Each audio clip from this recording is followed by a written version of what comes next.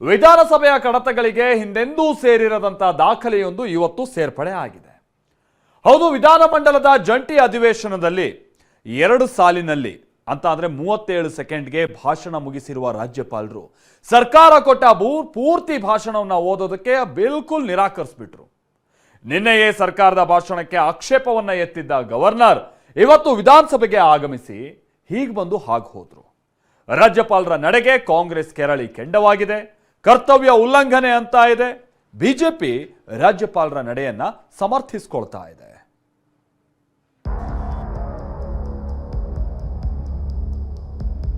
मैं राज्य विधानमंडल के संयुक्त अधिवेशन में आप सभी का हार्दिक स्वागत करता हूं। मुझे कर्नाटक विधानमंडल के एक और संयुक्त सत्र को संबोधित करते हुए हर्ष की अनुभूति हो रही है। कुल मिलाकर राज्य की आर्थिक, सामाजिक और भौतिक विकास की गति 2 गुना करने के लिए मेरी सरकार पूरी तरह प्रतिबद्ध है। जय हिंद, जय कर्नाटक।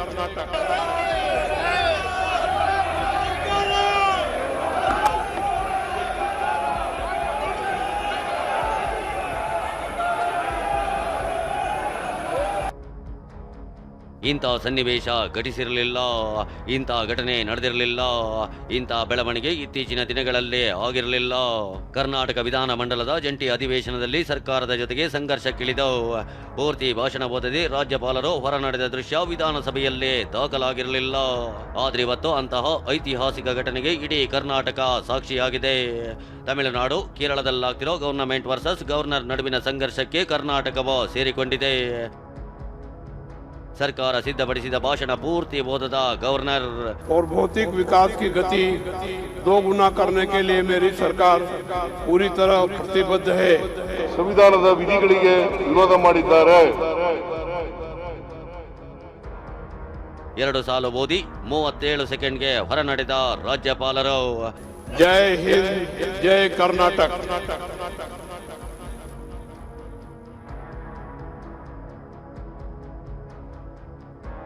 ಭಾಷಣದ 11 ಪ್ಯಾರಾಗಳಿಗೆ ಗವರ್ನರ್ ಆಕ್ಷೇಪ, ತಾರಕಕ್ಕೇರಿದ ಸಂಘರ್ಷ.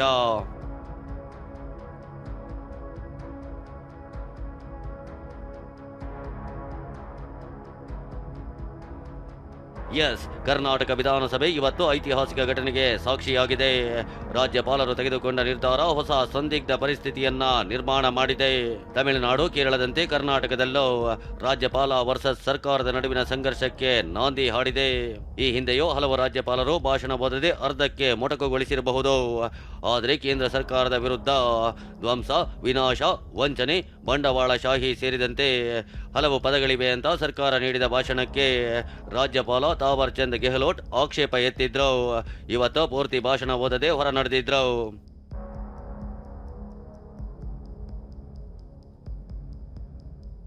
ಸ್ವಾಗತ ಎಂದು ಭಾಷಣ ಶುರು ಮಾಡಿದ ರಾಜ್ಯಪಾಲರು, ನನ್ನ ರಾಜ್ಯ ಸರ್ಕಾರ ರಾಜ್ಯದ ಆರ್ಥಿಕ, ಸಾಮಾಜಿಕ, ಬೌದ್ಧಿಕ ಅಭಿವೃದ್ಧಿಗೆ ಬದ್ಧವಾಗಿದೆ.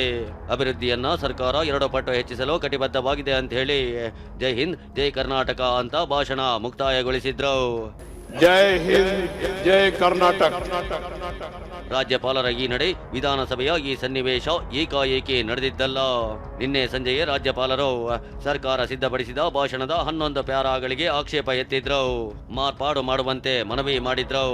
ಆದ್ರೆ ಒಂದು ಅಂಶವನ್ನು ತೆಗೆಯೋದಿಲ್ಲ ಅಂತ ಸೆಡ್ಡು ಹೊಡೆದು ನಿಂತ ಸರ್ಕಾರ ರಾಜ್ಯಪಾಲರು ಬರ್ಲಿ, ಬಂದು ಭಾಷಣ ಮಾಡ್ಲಿ, ಅದು ಅವರ ಕರ್ತವ್ಯ ಅಂತ ಪಟ್ಟು ಹಿಡಿದಿತ್ತು. ಹೀಗಾಗಿ ಇವತ್ತು ರಾಜ್ಯಪಾಲರು ವಿಧಾನಸಭೆಗೆ ಬರ್ತಾರಾ ಇಲ್ವಾ ಅನ್ನೋ ಪ್ರಶ್ನೆ ಮೂಡಿತ್ತು. ಈ ಸಂಶಯದಲ್ಲಿ ಅಡ್ವೊಕೇಟ್ ಜನರಲ್ ಶಶಿಕಿರಣ್ ಶೆಟ್ಟಿ ನೇತೃತ್ವದ ಒಂದು ತಂಡ ಕೂಡ ದೆಹಲಿಗೆ ಹೋಗಿ ಕೂತಿತ್ತು. ಮುಂದಿನ ಕಾನೂನು ಹೋರಾಟಕ್ಕೆ ಡ್ರಾಫ್ಟ್ ರೆಡಿ ಮಾಡಿತ್ತು.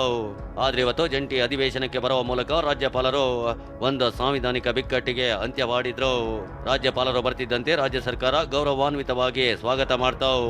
ಹೂಗುಚ್ಚ ಕೊಟ್ಟು ಗೌರವದಿಂದ ವಿಧಾನಸಭೆಗೆ ಬರಮಾಡಿಕೊಳ್ತಾವ್.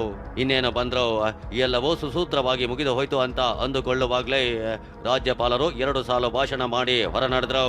मैं राज्य विधानमंडल के संयुक्त अधिवेशन में आप सभी का हार्दिक स्वागत करता हूं। मुझे कर्नाटक विधानमंडल के एक और संयुक्त सत्र को संबोधित करते हुए हर्ष की अनुभूति हो रही है। कुल मिलाकर राज्य की आर्थिक, सामाजिक और भौतिक विकास की गति दोगुना करने के लिए मेरी सरकार पूरी तरह प्रतिबद्ध है। जय हिंद, जय कर्नाटक। ಈ ಮೂಲಕ ರಾಜ್ಯಪಾಲರು ರಾಜ್ಯ ಸರ್ಕಾರ ಕೊಟ್ಟ ಭಾಷಣವನ್ನ ತಿರಸ್ಕರಿಸಿದ್ರು. ಪೂರ್ತಿ ಭಾಷಣ ಓದದೇ ಇದ್ದಿದ್ದಕ್ಕೆ ರಾಜ್ಯಪಾಲರ ನಡೆಯನ್ನ ಕಾಂಗ್ರೆಸ್ ನಾಯಕರು ಖಂಡಿಸಿದ್ರು, ಧಿಕ್ಕಾರ ಕೂಗಿದ್ರು, ಅಸಂವಿಧಾನಿಕ ನಡೆ ಅಂತ ಆಕ್ರೋಶ ಹೊರಹಾಕಿದ್ರು. ಕಾಂಗ್ರೆಸ್ ಪರಿಷತ್ ಸದಸ್ಯ ಬಿಕೆ ಹರಿಪ್ರಸಾದ್ ನೀವು ಭಾಷಣ ಮಾಡಲೇಬೇಕು ಅಂತ ತಾಕೀತು ಮಾಡಿದ್ರು. ಈ ವೇಳೆ ತಳ್ಳಾಟ ನೂಕಾಟ ಉಂಟಾಗಿತ್ತು.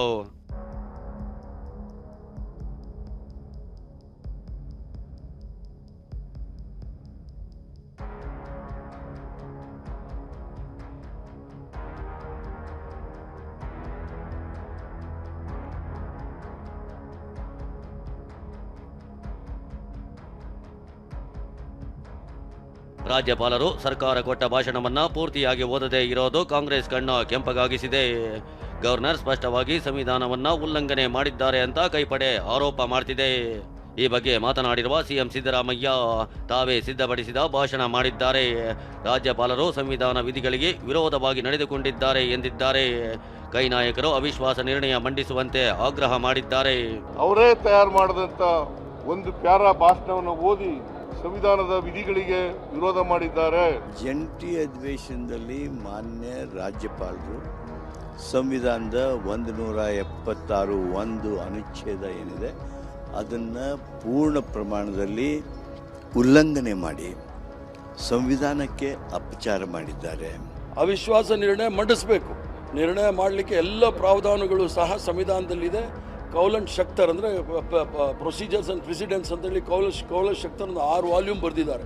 ಅದರಲ್ಲಿ ಭಾಳ ಸ್ಪಷ್ಟವಾಗಿದೆ, ಗವರ್ನರ್ ವಿರುದ್ಧ ಅವರೇನಾದರೂ ವಿಶೇಷ ಸಭೆ ಅದನ್ನು ಅವರು ಉದ್ದೇಶಿಸಿ ಭಾಷಣ ಮಾಡಲಿಲ್ಲ ಅಂದರೆ ಅವರ ವಿರುದ್ಧ ನಾವು ನಿರ್ಣಯ ಮಾಡಲಿಕ್ಕೆ ಎಲ್ಲ ರೀತಿಯ ಅವಕಾಶಗಳಿದೆ, ಅದನ್ನು ನಾವು ಮಾಡ್ತೇವೆ. ಆದರೆ ಬಿಜೆಪಿ ನಾಯಕರು ಹೇಳ್ತಿರೋದೇ ಬೇರೆ. ರಾಜ್ಯಪಾಲರು ನಿಯಮಗಳ ಅನುಸಾರ ಬಂದಿದ್ದಾರೆ, ಭಾಷಣ ಮಾಡಿದ್ದಾರೆ, ಮಾತು ಮೊಟಕುಗೊಳಿಸುವ ಅಧಿಕಾರ ಅವರಿಗಿದೆ ಅಂತ ಗವರ್ನರ್ ಬೆನ್ನಿಗೆ ನಿಂತಿದ್ದಾರೆ. ಸಾಲದ್ದಕ್ಕೆ ರಾಜ್ಯಪಾಲರು ಸಂವಿಧಾನದ ಅನುಸಾರ ಕರ್ತವ್ಯ ನಿರ್ವಹಿಸಿದ್ದಾರೆ ಅಂತ ಸಮರ್ಥಿಸಿಕೊಂಡಿದ್ದಾರೆ.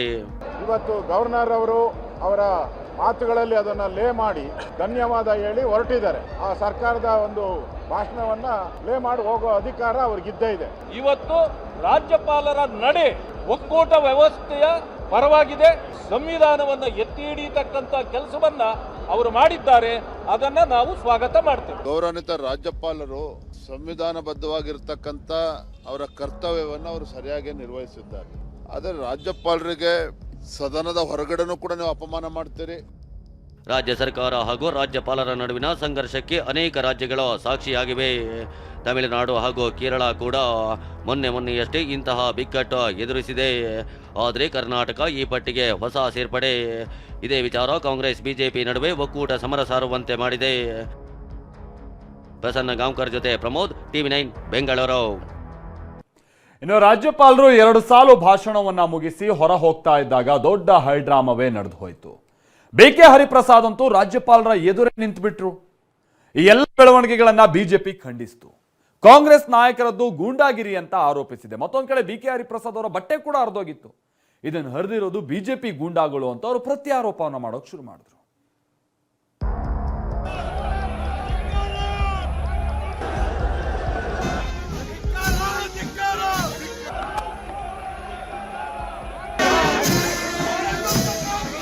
High drama.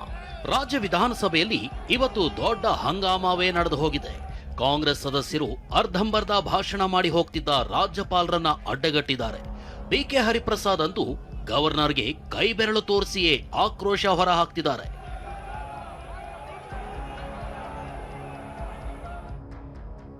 ರಾಜ್ಯಪಾಲರನ್ನ ಅಡ್ಡಗಟ್ಟಿದ ಹರಿಪ್ರಸಾದ್ ತಳ್ಳಾಟ ನೂಕಾಟ.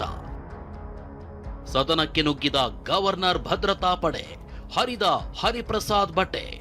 राज्य विधानमंडल के ಇವತ್ತು ವಿಧಾನಸಭೆ ವಿಶೇಷ ಅಧಿವೇಶನಕ್ಕೆ ಸಾಕ್ಷಿಯಾದ ರಾಜ್ಯಪಾಲ ಥಾವರ್ ಚಂದ್ ಗೆಹ್ಲೋಟ್ 2 ಸಾಲಿನ ಭಾಷಣ ಓದಿ ಹೊರಟೇ ಬಿಟ್ರು. ಸರ್ಕಾರ ಬರೆದುಕೊಟ್ಟ ಪೂರ್ತಿ ಭಾಷಣವನ್ನ ರಾಜ್ಯಪಾಲರು ಓದಿಲ್ಲ ಅಂತ ಕೆರಳಿದ ಕಾಂಗ್ರೆಸ್ ಸದಸ್ಯರು ರಾಜ್ಯಪಾಲರನ್ನ ಅಡ್ಡಗಟ್ಟಿದ್ರು. ಬಿಕೆ ಹರಿಪ್ರಸಾದ್, ಐವಾನ್ ಡಿಸೋಜಾ, ಶರತ್ ಬಚ್ಚೇಗೌಡ, ಪ್ರದೀಪ್ ಈಶ್ವರ್, ಬಾಲಕೃಷ್ಣ ಸೇರಿದಂತೆ ಕೈ ನಾಯಕರು ರಾಜ್ಯಪಾಲರನ್ನ ತಡೆಯಲು ಯತ್ನಿಸಿದ್ರು. ಪರಿಷತ್ ಕಾಂಗ್ರೆಸ್ ಸದಸ್ಯ ಬಿಕೆ ಹರಿಪ್ರಸಾದ್ ಕೈ ಬೆರಳು ತೋರಿಸ್ತಾ ನೀವು ಭಾಷಣ ಮಾಡಲೇಬೇಕು ಅಂತ ರಾಜ್ಯಪಾಲರಿಗೆ ತಾಕೀತು ಮಾಡಿದ್ರು. ಮಹಾಮಹಿಂ, ನಿಮ್ಮ ನಡೆ ಅಸಂವಿಧಾನಿಕ ಕೃತ್ಯ. ಗವರ್ನರ್ ಆಗಿ ನೀವು ಭಾಷಣ ಮಾಡಿಯೇ ಹೋಗಬೇಕು. ಭಾಷಣ ಮಾಡದೆ ಕರ್ನಾಟಕಕ್ಕೆ ಅಪಮಾನ ಮಾಡಬೇಡಿ ಅಂತ ಪಟ್ಟು ಹಿಡಿದ್ರು.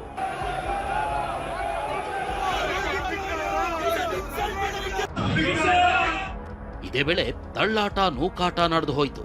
ವಿಧಾನಸಭೆಯ ಮಾರ್ಷಲ್ಗಳು ಹರಿಪ್ರಸಾದ್ರನ್ನ ಹಿಡಿದು ಎಳೆದಾಡಿದ್ರು. ವಿಪರ್ಯಾಸ ಅಂದ್ರೆ ಗದ್ದಲ ಜೋರಾಗ್ತಿದ್ದಂತೆ ರಾಜ್ಯಪಾಲರ ಭದ್ರತಾ ಸಿಬ್ಬಂದಿ ಸದನದ ಒಳಗೆ ನುಗ್ಗಿದ್ರು. ಹರಿಪ್ರಸಾದ್ರನ್ನ ಅಲುಗಾಡೋದಕ್ಕೂ ಬಿಡದೆ ಹಿಡಿದು ಹೊರಗೆ ಎಳೆದು ಪಕ್ಕಕ್ಕೆ ತಳ್ಳಿದ್ರು. ಇದೇ ಗದ್ದಲದಲ್ಲಿ ಹರಿಪ್ರಸಾದ್ ಬಟ್ಟೆಯೂ ಹರಿದಿತ್ತು. ಬಿಜೆಪಿಯವರೇ ತನ್ನ ಕುರ್ತಾ ಹರಿದಿದ್ದಾರೆ ಅಂತ ಹರಿಪ್ರಸಾದ್ ಕೆರಳಿ ಕೆಂಡವಾದ್ರು. ಭದ್ರತಾ ಪಡೆಯವರೆಲ್ಲ ಎಲ್ಲ ನಂದು ಎಲ್ಲ ಕಂಪ್ಲೀಟ್ ಸಾಕಿದ್ದಾರೆ. ಭಾರತೀಯ ಜನತಾ ಪಾರ್ಟಿಯ ಶಾಸಕರು ಇದೆಲ್ಲ ಸೇರಿ ನಮಗೆ ಎಲ್ಲಿ ತನಕ ಬಂದು ಅಂದರೆ ಕೈ ಮಾಡೋ ತನಕ ಬಂದಿದ್ದಾರೆ. ನಾನು ಪೊಲೀಸ್ ಕಂಪ್ಲೇಂಟ್ ಕೊಡ್ತಕ್ಕಂಥ ಹೇಡಿಯಲ್ಲ, ಅದಕ್ಕೆ ಸರಿಯಾದ ಉತ್ತರ ನಾವು ಕೊಡ್ತೇವೆ. ಇಷ್ಟೆಲ್ಲ ರಂಪಾಟದ ಬಳಿಕ ಕಲಾಪ ಶುರುವಾಯಿತು. ಇದೇ ವಿಚಾರ ಮುಂದಿಟ್ಟು ವಿಪಕ್ಷ ಬಿಜೆಪಿ ನಾಯಕರು ಆಡಳಿತ ಪಕ್ಷದ ಮೇಲೆ ಮುಗಿಬಿದ್ರು. ರಾಜ್ಯಪಾಲರಿಗೆ ಅಗೌರವ ತೋರಿಸಿದ್ದೀರಿ ಅಂತ ಕೆರಳಿದ ವಿಪಕ್ಷ ನಾಯಕ ಅಶೋಕ್ ಶಾಸಕ ಬಾಲಕೃಷ್ಣ ವಿರುದ್ಧ ಕ್ರಮ ಕೈಗೊಳ್ಳುವಂತೆ ಒತ್ತಾಯಿಸಿದ್ರು. ಆ ಬಾಲಕೃಷ್ಣನು ಗಲಾಟೆ ಮಾಡಿದೆ, ಅವ್ರ ಮೇಲೆ ಕ್ರಮ ಆಗ್ಬೇಕು. ಅವ್ರದೇ ಫಸ್ಟ್ ಅಪರಾಧಿ.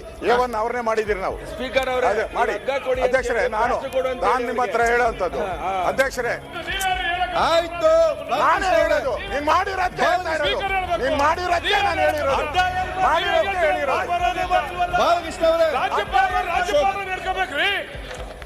ಬಾಲಕೃಷ್ಣ ಅವರೇ ಹಿಂದೆ. ಇನ್ನು ರಾಜ್ಯಪಾಲರು ರಾಷ್ಟ್ರಗೀತೆಗೆ ಅಪಮಾನ ಮಾಡಿದ್ದಾರೆ ಅಂತ ಕಾಂಗ್ರೆಸ್ ಆರೋಪ ಮಾಡ್ತಿದೆ. ಹುಬ್ಬಳ್ಳಿಯ ಈದ್ಗಾ ಮೈದಾನದಲ್ಲಿ ರಾಷ್ಟ್ರಧ್ವಜ ಹಾರಿಸಲು ಬಿಡದವರು ನೀವು, ನಿಮ್ಗೆ ಯಾವ ನೈತಿಕತೆ ಇದೆ ಅಂತ ಬಿಜೆಪಿ ಶಾಸಕ ಸುನಿಲ್ ಕುಮಾರ್ ಚಾಟಿ ಬೀಸಿದ್ರು. ಈ ವೇಳೆ ಗದ್ದಲ ಕೋಲಾಹಲವೇ ನಡೆದು ಹೋಯಿತು. ಮಾನ್ಯ ಎಚ್ ಕೆ ಪಾಟೀಲ್ರು ಕಾನೂನು ಸಚಿವರು ರಾಷ್ಟ್ರಗೀತೆಗೆ ಅಪಮಾನ ಮಾಡಿದ್ರು ಅಂತ ರಾಜ್ಯಪಾಲರ ಬಗ್ಗೆ ಉಲ್ಲೇಖ ಮಾಡಿದ್ರು. ಇದೇ ಕಾಂಗ್ರೆಸ್ ಪಾರ್ಟಿ ಹುಬ್ಬಳ್ಳಿಯಲ್ಲಿ ರಾಷ್ಟ್ರಧ್ವಜನ ಹಾರಿಸಲಿಕ್ಕೆ ಬಿಡ್ಲಿಲ್ಲ. ನಾಚಿಕೆ ಆಗಬೇಕು ಇವರಿಗೆ.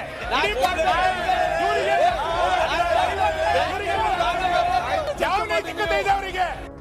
ಇದೇ ವಿಚಾರಕ್ಕೆ ಅತ ಪರಿಷತ್ನಲ್ಲೂ ಗದ್ದಲ ಆಯಿತು. ರಾಜ್ಯಪಾಲರಿಗೆ ಅಗೌರವ ತೋರಿದ ಕೈ ಶಾಸಕರ ವಿರುದ್ಧ ಕ್ರಮಕ್ಕಾಗ್ರಹಿಸಿ ಸ್ಪೀಕರ್ ಯುಟಿ ಖಾದರ್ಗೆ ಲಿಖಿತ ದೂರು ನೀಡಿದ ಬಿಜೆಪಿ ಸದಸ್ಯರು ಸರ್ಕಾರದ ವಿರುದ್ಧ ಆಕ್ರೋಶ ಹೊರಹಾಕಿದ್ರು. ಗವರ್ನರ್ ಅವರು ಸಂವಿಧಾನದತ್ತವಾಗಿ ಕೆಲಸ ಮಾಡಬೇಕು, ಅದನ್ನು ಮಾಡಿದ್ದಾರೆ. ಆದರೆ ಕಾಂಗ್ರೆಸ್ ಅವರು ಅದರ ದುರುಪಯೋಗ ಮಾಡಿಕೊಂಡು ಇವತ್ತು ರಾಜ್ಯಪಾಲರಿಗೆ ಅಗೌರವ ಮಾಡಿದ್ದಾರೆ. ಇವತ್ತು ಕಾಂಗ್ರೆಸ್ ಅವರು ಅಪಮಾನ ಮಾಡಿದ್ದಾರೆ, ಸಂವಿಧಾನಕ್ಕೆ ಅಪಮಾನಿದ್ದಾರೆ. ಯಾರು ಅಂಬೇಡ್ಕರ್ರನ್ನ ಚುನಾವಣೆಯಲ್ಲಿ ಸೋಲಿಸಿ ಅಂಬೇಡ್ಕರ್ಗೆ ಅಪಮಾನ ಮಾಡಿದ್ರು, ಅದೇ ಕಾಂಗ್ರೆಸ್ ಅವರು ಇವತ್ತು ಸದನಕ್ಕೆ ಅಪಮಾನ ಮಾಡೋ ಮುಖಾಂತರ ಸಂವಿಧಾನದ ಮೌಲ್ಯಗಳನ್ನು ಹಾಳು ಮಾಡಿದ್ದಾರೆ. ಅದರಿಂದ ಅವ್ರ ಮೇಲೆ ಕ್ರಮ ತೆಗೆದುಕೊಳ್ಬೇಕು ಅಂತ ನಾನೀಗ ಪತ್ರವನ್ನ ಕೊಡ್ತಾ ಇದ್ದೀನಿ ಸ್ಪೀಕರ್ ಅವರಿಗೆ. ಸದನದ ಪಾವಿತ್ರ್ಯತೆಯನ್ನು ಹಾಳು ಮಾಡುವಂತ ಒಂದು ಕೆಲಸಕ್ಕೆ ಕೈ ಹಾಕಿರುವಂಥದ್ದು ದುರ್ದೈವ. ಯಾವ ಸದನ ಈ ನಾಡಿನ ಏಳಿಗೆಗೆ, ಈ ನಾಡಿನ ಅಭಿವೃದ್ಧಿಗೆ ಇದ್ರ ಬಗ್ಗೆ ಚರ್ಚೆ ಆಗೋದಕ್ಕೆ ಒಂದು ವೇದಿಕೆ ಆಗಬೇಕೇ ವಿನಃ ಇವರ ರಾಜಕೀಯ ದ್ವೇಷಕ್ಕೋಸ್ಕರ ರಾಜ್ಯವನ್ನ ಕೇಂದ್ರ ಸರ್ಕಾರದ ವಿರುದ್ಧ ಎತ್ತಿ ಕಟ್ಟುವಂತ ಒಂದು ಷಡ್ಯಂತ್ರ ಕುತಂತ್ರಕ್ಕೆ ಸದನವನ್ನ ಬಳಸ್ತಾ ಇರುವಂತದ್ದು ಭಾರತೀಯ ಜನತಾ ಪಾರ್ಟಿನೂ ಇದನ್ನು ವಿರೋಧಿಸ್ತೇವೆ. ವಿಧಾನ ಮಂಡಲದ ಸದಸ್ಯರು ರಾಜ್ಯಪಾಲರನ್ನ ಅಡ್ಡ ಹಾಕಿ ಅವರ ಮೇಲೆ ಮ್ಯಾನ್ ಹ್ಯಾಂಡ್ಲ್ ಮಾಡುವಂತ ಒಂದು ಪ್ರಯತ್ನವನ್ನು ಮಾಡಿದ್ದಾರೆ, ಗುಂಡಾ ವರ್ತನೆಯನ್ನು ತೋರಿದ್ದಾರೆ. ಅವರ ಮೇಲೆ ಸಭಾಪತಿಗಳು ಮತ್ತು ಸಭಾಧ್ಯಕ್ಷರು ಈ ನಿಯಮಾವಳಿಯ ಅನ್ವಯ ಕ್ರಮ ಕೈಗೊಳ್ಳಬೇಕು ಅಂತ ಆಗ್ರಹಿಸ್ತೇನೆ. ಬಿಕೆ ಹರಿಪ್ರಸಾದ್ ಅವರು ಸೇರಿದಂತೆ ಕಾಂಗ್ರೆಸ್ಸಿನ ಶಾಸಕರು ಅವರನ್ನ ತಡೆದು ಅವ್ರ ಮೇಲೆ ಘೋಷಣೆನ ಕೂಗಿ ಅವ್ರ ಒಂದು ರೀತಿ ಮ್ಯಾನ್ ಹ್ಯಾಂಡಲ್ ಮಾಡ್ಲಿಕ್ಕೆ ಹೋಗಿ ಒಂದು ವೇಳೆ ಮಾರ್ಷಲ್ಗಳಿಲ್ಲ ಇದ್ರೆ ಹೊಡೆದೇ ಬಿಡ್ತಾ ಇದ್ರೂ ಈ ರೀತಿಯ ವಾತಾವರಣವನ್ನ ಸೃಷ್ಟಿಯನ್ನ ಮಾಡಿದೆ. ಇಷ್ಟೆಲ್ಲಾ ಬೆಳವಣಿಗೆ ನಡುವೆ ಸೋಷಿಯಲ್ ಮೀಡಿಯಾದಲ್ಲೂ ಒಂದು ಸುತ್ತಿನ ವಾರ್ ನಡೆಯಿತು. ಎಕ್ಸ್ ಖಾತೆಯಲ್ಲಿ ಹರಿಪ್ರಸಾದ್ ವಿಡಿಯೋ ಶೇರ್ ಮಾಡಿರುವ ಬಿಜೆಪಿ ಘಟಕ ಹರಿಪ್ರಸಾದ್ ಲೋಕಲ್ ರೌಡಿಯಂತೆ ವರ್ತಿಸಿದ್ದಾರೆ ಅಂತ ಆಕ್ರೋಶ ಹೊರಹಾಕ್ತು. ಇದಕ್ಕೆ ತಿರುಗೇಟು ಕೊಟ್ಟ ಬಿಕೆ ಹರಿಪ್ರಸಾದ್ ಸದನದ ಶಿಸ್ತು, ಘನತೆ, ಗೌರವದ ಬಗ್ಗೆ ಮಾತನಾಡಲು ನೈತಿಕತೆ ಇದೆಯಾ? ವಿಧಾನಸಭೆಯಲ್ಲಿ ಬಟ್ಟೆ ಹರಿದುಕೊಂಡು ಕೈ ಮಿಲಾಯಿಸಿಕೊಂಡು ಗೂಂಡಾಗಳಂತೆ ವರ್ತಿಸಿದ ಮಹಾನುಭಾವರು ಯಾವ ಪಕ್ಷದವರು? ಸದನದಲ್ಲೇ ನೀಲಿ ಚಿತ್ರ ವೀಕ್ಷಣೆ ಮಾಡಿದ್ದು ಯಾವ ಪಕ್ಷದವರು ಅಂತ ತಿರುಗೇಟು ಕೊಟ್ಟಿದ್ದಾರೆ. ಕಿರಣ್ ಹನ್ಯಡ್ಕ ಜೊತೆ ಹರೀಶ್, TV9 ಬೆಂಗಳೂರು.